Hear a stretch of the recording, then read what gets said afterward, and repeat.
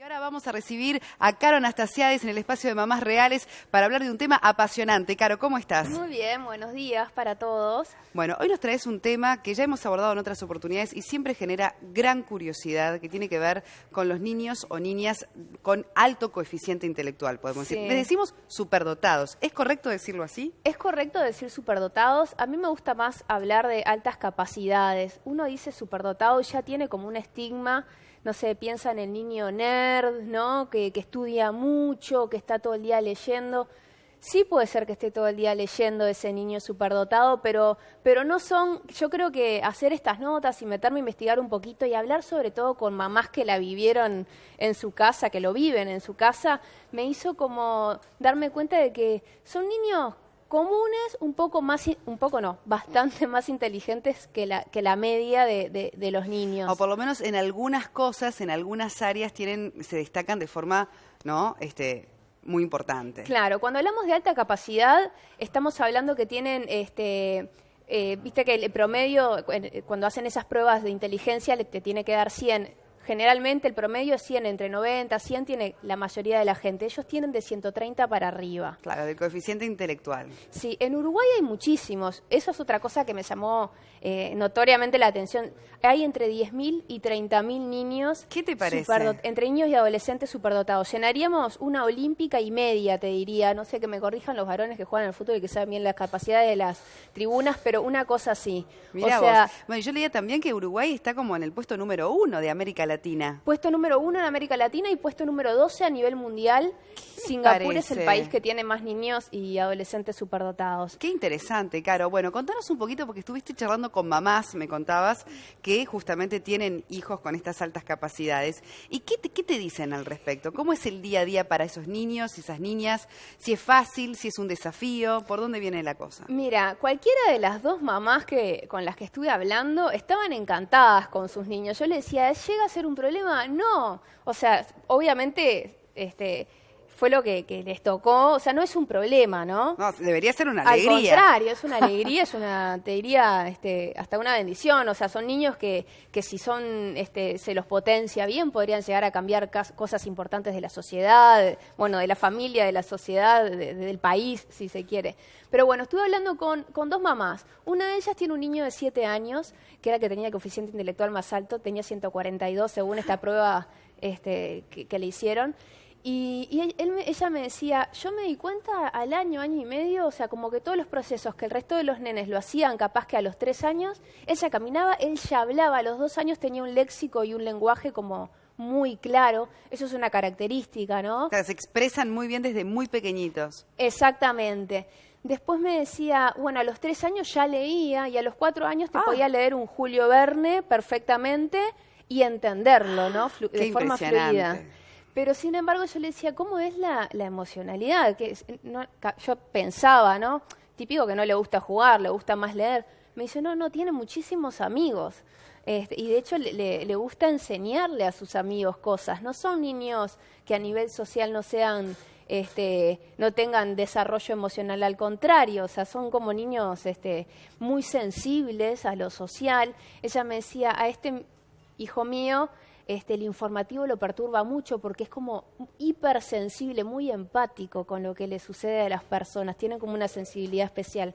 Y él leía mucho, sobre todo le gustaban las letras, pero me decía, él de repente estamos en el auto, estamos parados en un semáforo y no pierde el tiempo, él ya mira el nombre de la calle y quiere saber quién es Simón Bolívar o quién fue Rivera. Qué impresionante. Y ya se pone a preguntar, entonces lo que pasa a nivel familiar es que nosotros le respondemos y él pregunta más y le respondemos, entonces es como una calecita y cada vez aprenden más. Claro, y además no importa el tipo de familia, digamos, no es que vengan de familia de intelectuales necesariamente. No. Qué interesante. ¿Y tenemos algunas imágenes de alguna de estas familias? Las mamás no quisieron exponer a sus niños y ellas tampoco porque tenían miedo a nivel de escuela, el liceo. Sí, de la exposición pública. Exacto. Pero hablamos con Horacio Paiva, que es neuropsicólogo y que está mucho en este tema, está investigando de este tema porque a él le llegaban muchos niños diagnosticados como hiperactivos y él se ponía a profundizar y se daba cuenta de que no eran hiperactivos, eran niños que lo que les daban en la escuela no les era suficiente. Ahora, claro, qué interesante porque justamente Uruguay es un país que quizás no está con todas las posibilidades para tratar con un niño con estas altas capacidades, para que la siga desarrollando, y siga inserto también a su vez con sus pares, que pueda llevar una vida normal pero sin dejar de impulsarse en ese sentido. Porque no siempre la respuesta a esto es la aceleración en el colegio, si están en tercero pasarlos a quinto de repente, porque ellos hay un proceso que tienen que pasar y además no se sentirían capaz que cómodos dejando a sus amigos. Claro, pero sí alimentarles eso que tienen a favor. Sí, porque si no se puede como... No te digo cortar, un niño inteligente va a ser inteligente toda la vida, pero bueno, no estás sacando el potencial al máximo, ¿no? Exacto. Pero te invito a ver la nota de Horacio Paiva, que él nos va a explicar bien las características de estos niños y algunas cositas más, y después seguimos conversando, que la verdad que fue apasionante el tema. Me encantó el tema, la verdad. Sí. Lo vemos.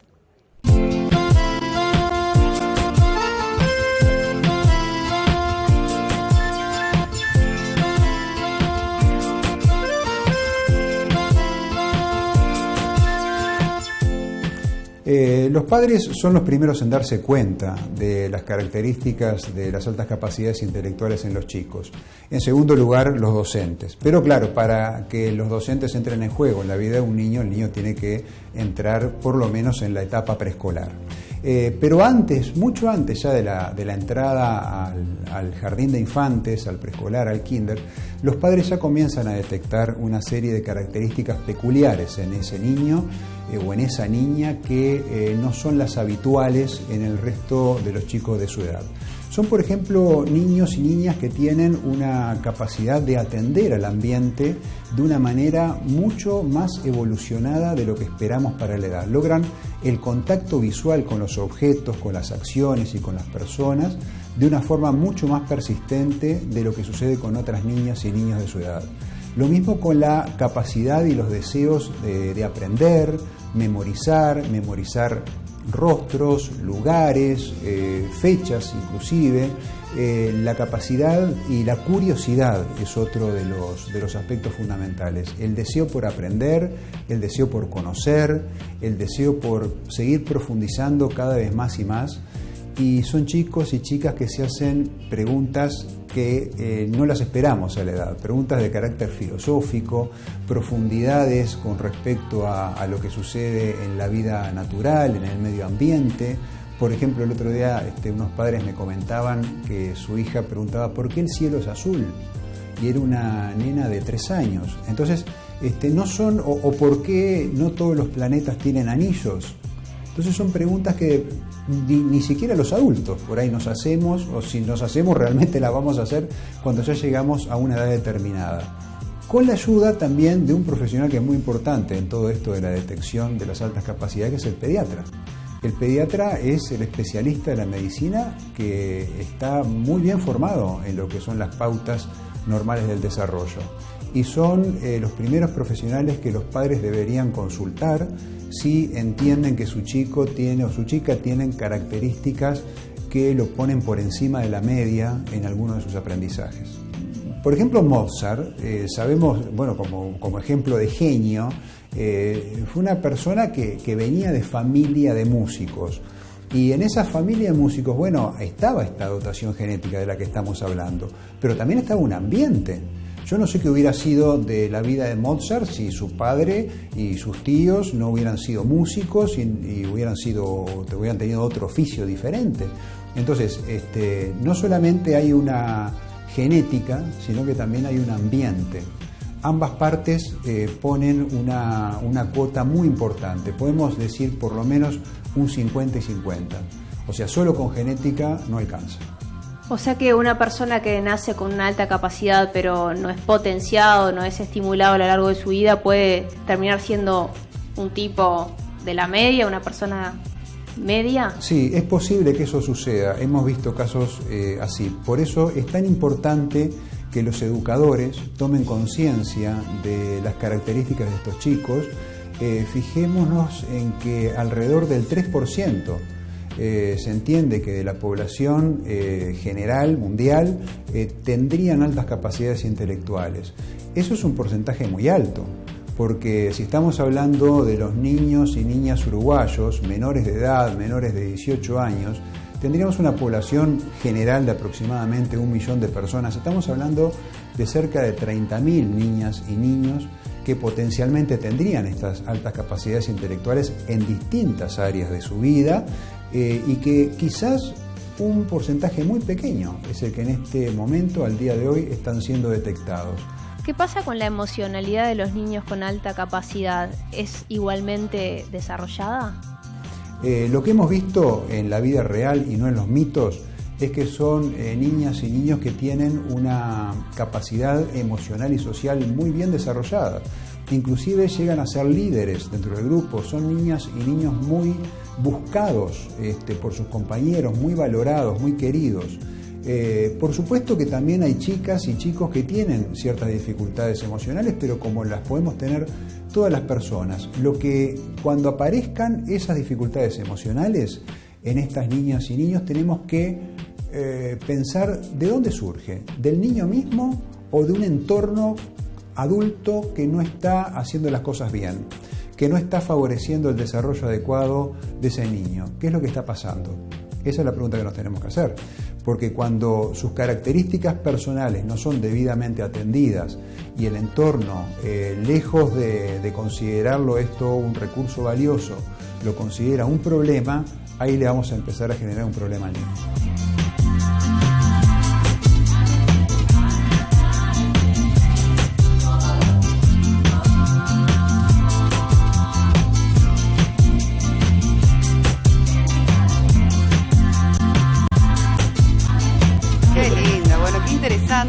Acá se suma Cristian con mensajes de la gente. El niño con alta capacidad del programa. Una alta capacidad creativa, por ejemplo, ¿no? Bueno, sin duda, el señor Font. No, la creatividad y la motivación son dos características que cuando terminamos la nota me dice, no lo dije, pero son como dos patas importantes del triángulo de la inteligencia. Uno, lo que te dice el test, y después tienen que ser niños que son motivados naturalmente por aprender, y muy creativos, que saben tanto de algo que se divierten moviéndose en esa área y Totalmente. Son creativos en matemáticas, por ejemplo. Ahora, ¿no? un tema que también me quedó con ganas de profundizar es el tema de las escuelas, ¿no? O sea, estos niños van a las escuelas, vos decías que te entrevistaste con 2 mamás. Sí. ¿Y cómo es la experiencia? ¿Cómo las maestras los tratan y si realmente tienen las posibilidades como docentes de darles más herramientas, por ejemplo, cuando se detecta este diagnóstico? Mira, Claudia, que es la mamá del niño de 7 años que te comentaba, el nene va a escuela pública, que importante aclararlo también, que esto de los superdotados, la alta capacidad atraviesa todas las clases sociales, ¿no? Totalmente. Y ella me decía que es muy, muy importante en la escolaridad del niño la maestra, ¿no? Porque también se pueden desmotivar de alguna manera. Me decía que en el primer año del niño tuvo una maestra que subestimó el tema, porque no son niños, que tengan algún rasgo físico distinto, son niños comunes, son niños con amigos, son niños que simplemente... Es más, les puede dar más trabajo incluso, ¿no? A una maestra muchas veces, porque son tan inquietos y tan... Generalmente pasa eso, que dan más trabajo capaz, y no supo atender a esa necesidad distinta que tenía ese niño en particular. Y ahora estaban encantados con la maestra de este año, que sí los escuchó, que sí escuchó a la persona, Horacio Paiva, que el niño se atiende con él.